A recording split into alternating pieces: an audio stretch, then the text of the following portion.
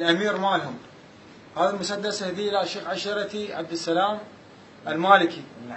المسدس هذا هدية مني إلى الشيخ. بارك الله فيك. بارك الله فيك. وأنا استلم هاي الهدية لأنها تمثل يعني هدية أحد الأبطال اللي قتل أحد أمراء داعش الجبناء، وهذا يعتبر يبقى يعني تاريخ وذكرى للأجيال بأنه إحنا من قاتل الدواعش الأنجاس، وإحنا من أخذنا سلاحهم من بين يديهم، وإحنا اللي حررنا الموصل بسواعد الأبطال، سواء من أبطال الفرقة الذهبية أو الجيش العراقي أو الحشد الشعبي المقدس. شكرا لكم يا أبطال. بارك الله بارك الله فيك. الله يسلمكم. بارك الله فيك. هذا الدم هذا الدم لا ما ينغسل.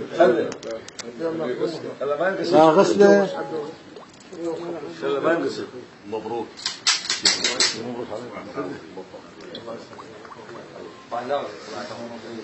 الدم خرج منه. دم.